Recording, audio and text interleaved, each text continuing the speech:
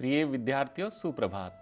अब तक हमने मैथिली शरण गुप्त द्वारा रचित कविता मनुष्यता का प्रथम भाग पढ़ा, जिसमें हमने सुमृत्यु के विषय में जाना। आज हम इसी कविता का दूसरा भाग पढ़ने जा रहे हैं, तो चलो हम इस कविता का दूसरा पाठ पढ़ते हैं। क्षुधार्त रंतिदेव ने दिया करस्त थाल भी, तथा दधीचि ने दिया परार्थ अस्थि जाल भी। उसी नर क्षितिज ने स्वमांस दान भी किया, सहर्ष वीर कर्ण ने शरीर चर्म भी दिया। अनित्य देह के लिए अनादि जीव क्यों डरे, वही मनुष्य हैं कि जो मनुष्य के लिए मरे। यहाँ पर राजा रंतिदेव जो भूख से व्याकुल थे, उन्होंने अपने भूख की परवाह न करते हुए दूसरे भूखे व्यक्तियों के लिए अपने हाथ में आए हुए भोजन के थाल को दे दिया।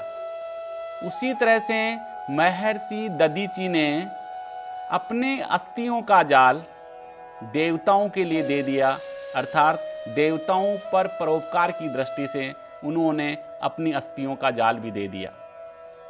उसी प्रकार से उसीनर देश के राजा शिवी ने एक पक्षी की रक्षा के लिए अपना मांस दे दिया। उसी तरह वीर कर्ण ने भी अपने कवच और कुंडल जो हैं दान में दे दिए। तो इन सब का तात्पर्य यह है कि हमें अपने स्वार्थों को छोड़ करके परोपकार के लिए सब कुछ न्योछावर कर देना चाहिए, क्योंकि वही परोपकार हमारे जीवन के लिए सबसे उपयुक्त है। मनुष्य वही है जो इस अनित्य देह के लिए नहीं सोचता है। यहाँ पे अनित्य देह इसलिए कहा गया है क्योंकि जो हमारा ये शरीर है वो हमेशा शाश्वत नहीं है, हमेशा रहने वाला नहीं है। इसलिए जो अनादि जीव, जो आत्मा है, जो जीव है, वो इस अनित्य देह के लिए क्यों सोचता है? क्योंकि मनुष्य वही है जो दूसरे मनुष्य के लिए अपने प्राणों को भी न्योछावर कर देता है। अर्थात जो मनुष्य दूसरे मनुष्यों के लिए जीवित रहता है, वही मनुष्य सही मनुष्य है। सहानुभूति चाहिए महाविभूति है यही, वशीकृता सदैव है बनी हुई स्वयं मही। सहानुभूति चाहिए महाविभूति है यही, वशीकृता सदैव है बनी हुई स्वयं मही। विरुद्धवाद बुद्ध का दया प्रवाह में बहा, विनीत लोक वर्ग न क्या न सामने झुका रहा। आहा वही उदार है परोपकार जो करे, वही मनुष्य है कि जो मनुष्य के लिए मरे।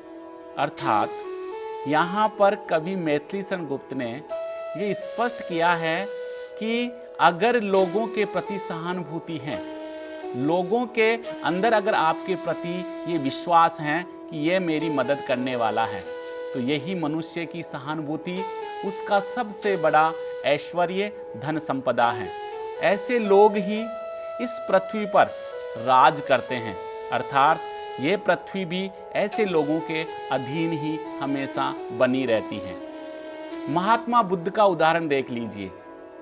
जब महात्मा बुद्ध ने जो गलत परंपराएं थी, जो रूढ़िवादिता चली आ रही थी, जब उसका विरोध किया तो समाज के लोग जो हैं उनके विरुद्ध हो गए। लोगों ने उनका विरोध किया, परंतु कुछ समय के अंतराल में बड़े विनम्रता के भाव से महात्मा बुद्ध ने लोगों को समझाने का क्रम जारी रखा।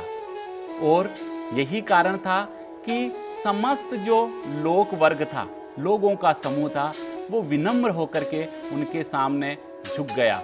इसलिए कवि मैथिली शरण गुप्त ने कहा है कि विनीत लोक वर्ग क्या सामने झुका रहा, कि उनके सामने जो उनका विरोध कर रहे थे, वही लोग कुछ समय के बाद में उनकी उदारता से प्रभावित होकर के उनके सामने झुक गए।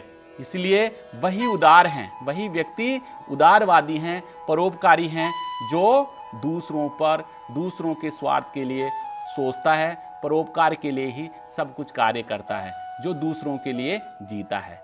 धन्यवाद।